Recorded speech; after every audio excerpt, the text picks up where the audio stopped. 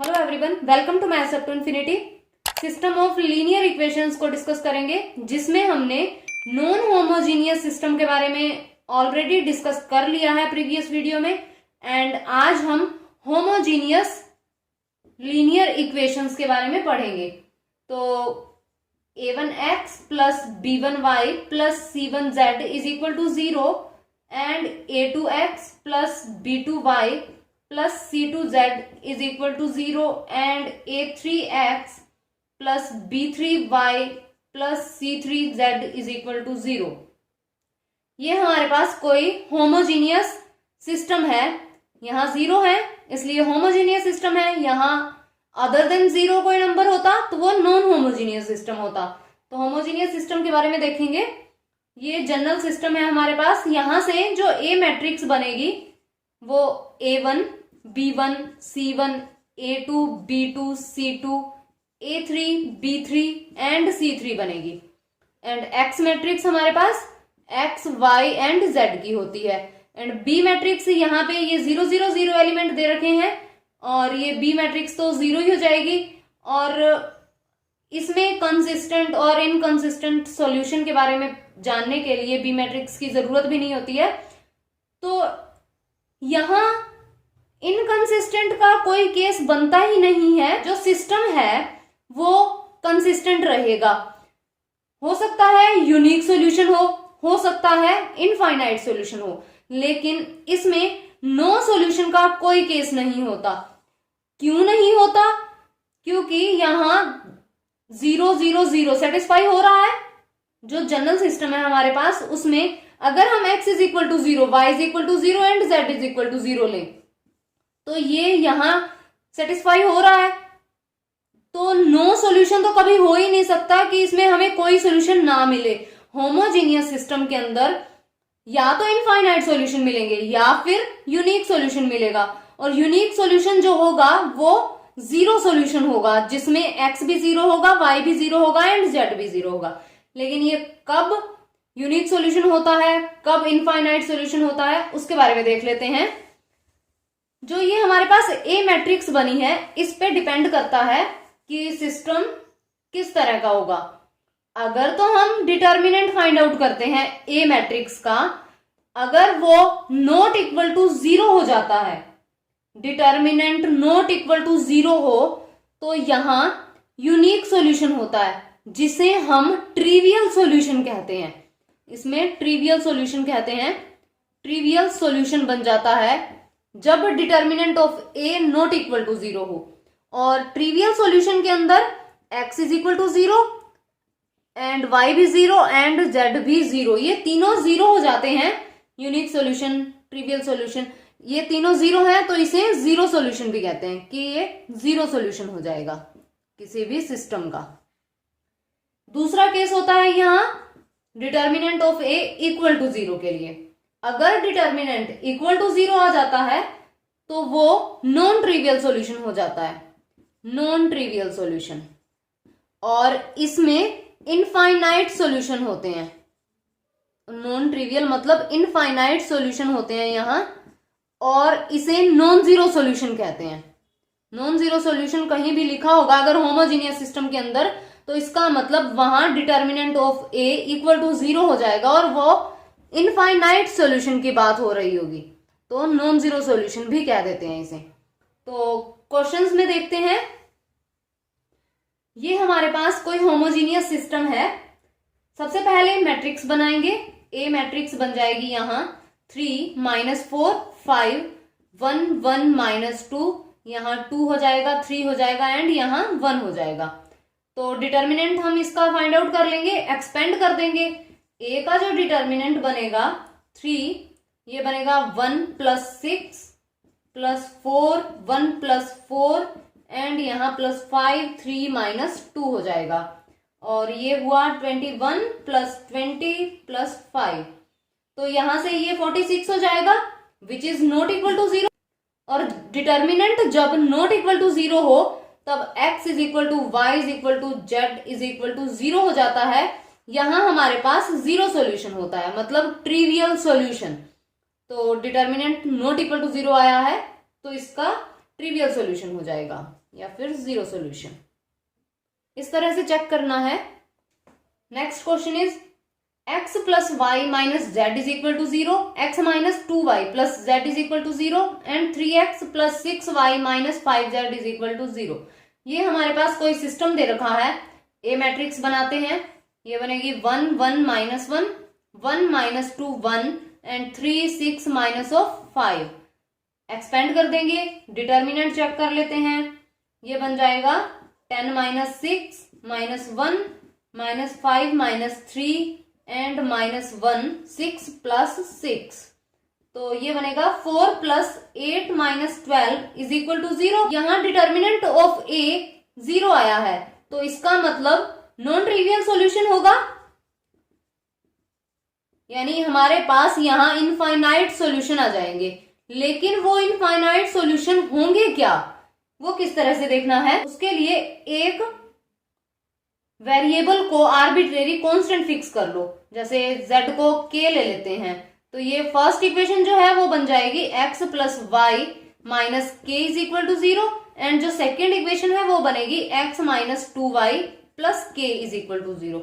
इन दोनों को सॉल्व करेंगे जब हम x एंड y की वैल्यूज फाइंड आउट करनी है, तो ये बन जाएगा 3y, ये minus of 2k is equal to 0 and y की वैल्यू हमारे पास 2k ओवर 3 हो जाएगी। अब यहां से x की वैल्यू भी फाइंड आउट कर लेते हैं हम k में। x plus 2k over 3 minus k is equal to 0 and x is equal to बनेगा k ओवर 3। अब x की भी वैल्यू है, y की भी वैल्यू है एंड z की भी वैल्यू है। इन दो इक्वेशंस को सोल्व करने पे हमारे पास ये वैल्यूज आई हैं।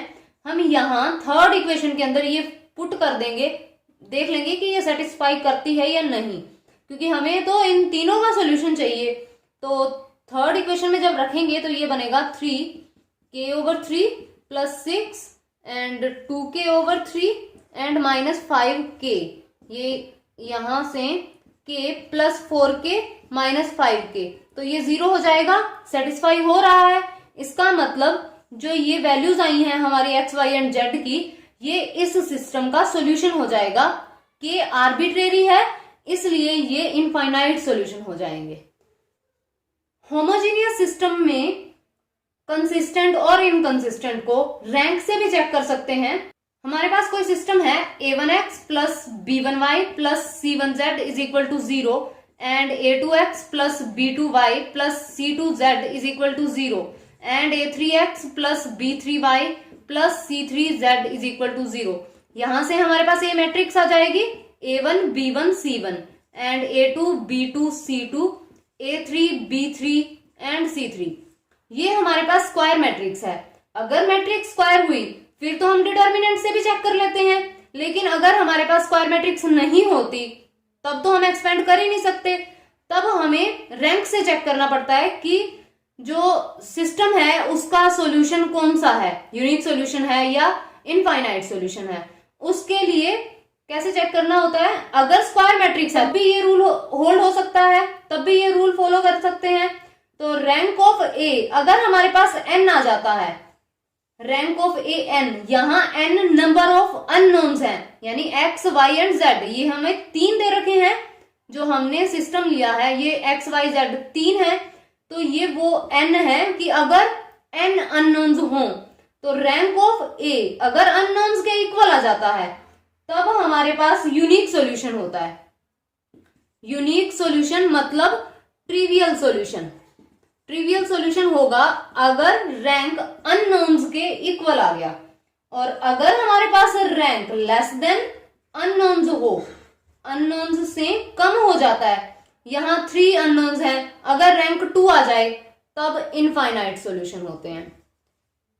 इनफाइनाइट सॉल्यूशन मतलब कि नॉन ट्रिवियल सॉल्यूशन। तो इस तरह से हम रैंक से भी चेक कर सकते हैं। अब ये हमारे पास सिस्टम है, तो यहां से ए मैट्रिक्स बन जाएगी 1 2 3 एंड 2 3 4 7 13 एंड 19। ऑपरेशन लगा देंगे, रैंक फाइंड आउट कर लेंगे।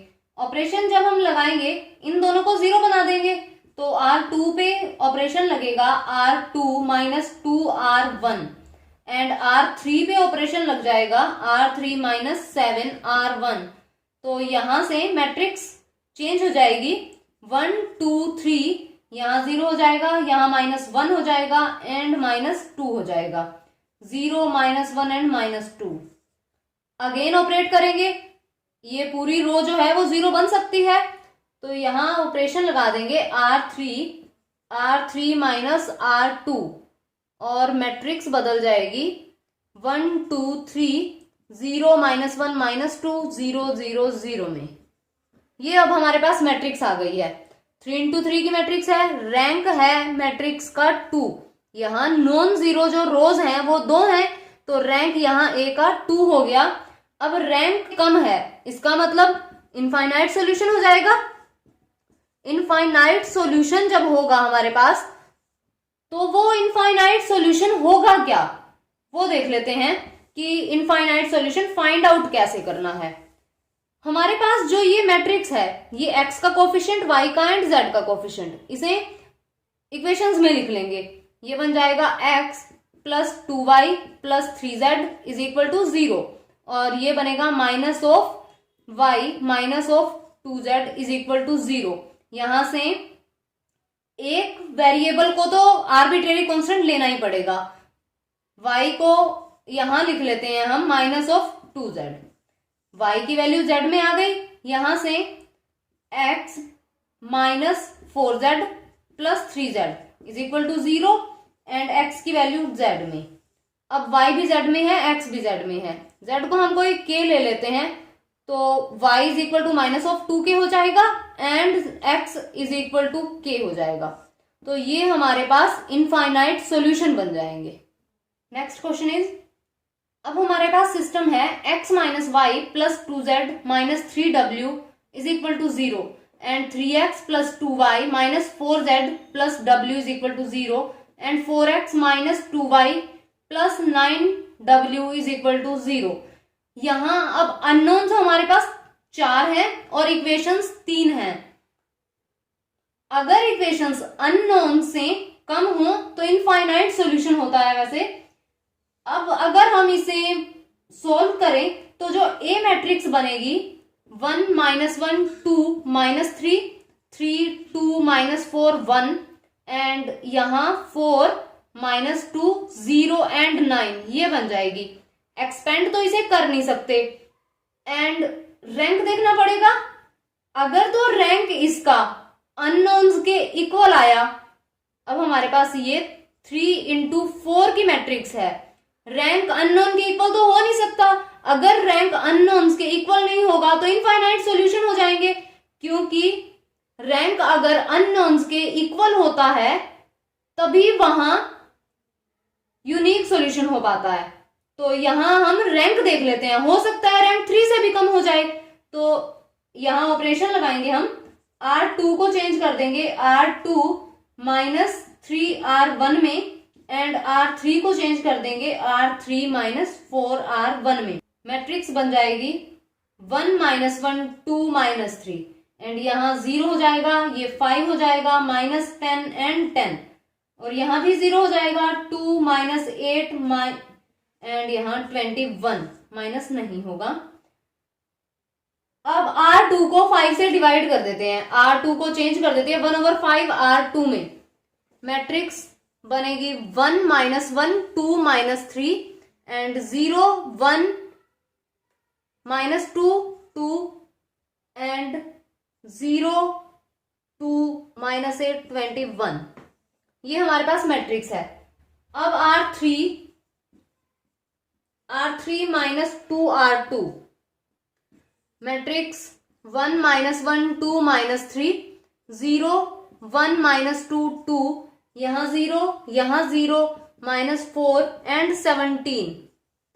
यहाँ एलिमेंट्स डायगोनली आ रहे हैं, इससे ज्यादा ऑपरेशन लगाएंगे 0 नहीं बन पाएगी कोई भी रो, तो रैंक ऑफ ए हमारे पास 3 आ जाएगा और नंबर ऑफ अननोन्स जो n है हमारे पास वो 4 है, तो इनफाइनाइट सॉल्यूशन होगा।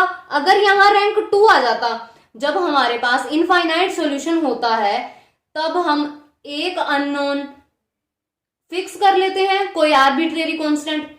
अब यहाँ हमारे पास रैंक 3 है और अननोन 4 है, एक ज्यादा है तो एक अननोन हम फिक्स करेंगे। अगर यहां रैंक 2 होता और n 4 है तब हम 2 अननोन फिक्स करते। इस तरह से पता चल जाता है कि कितने अननोन आर्बिट्रेरी लेने पड़ेंगे। तो यहां से इक्वेशन बनेगी ये x minus y plus 2z minus 3w is equal to 0।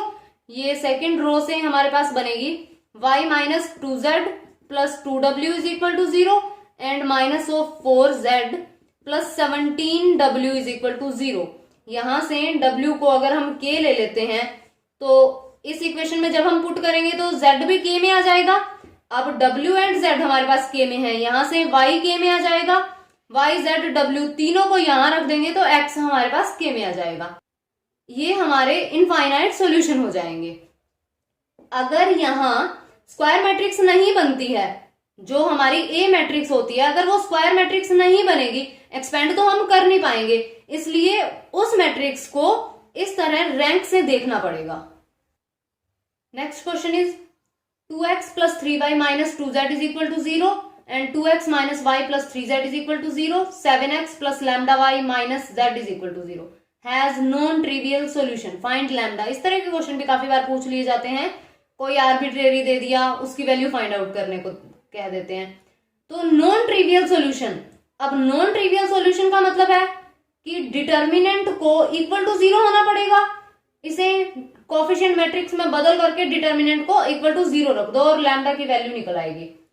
जो मैट्रिक्स बनेगी 2 3 माइनस 2 एंड 2 माइनस 1 3 और 7 लैम्डा माइनस 1, ये मैट्रिक्स आ जाएगी। जब हम इसे एक्सपेंड करेंगे ये बन जाएगा 2 1 minus 3 lambda minus 3 minus 2 minus 21 minus 2 2 lambda plus 7 is equal to 0। Solve करेंगे ये बनेगा 2 माइनस 6 लैम्डा प्लस ये हो जाएगा 69 minus 4 lambda minus 14 is equal to 0 और ये बन जाएगा minus of 10 lambda plus 57 is equal to 0 and lambda is equal to 57 over 10। ये हमारे पास लैम्डा की वैल्यू आ जाएगी। अगर वीडियो पसंद आए तो लाइक कीजिए, शेयर कीजिए और चैनल को सब्सक्राइब कीजिए and press the bell icon to get the notifications.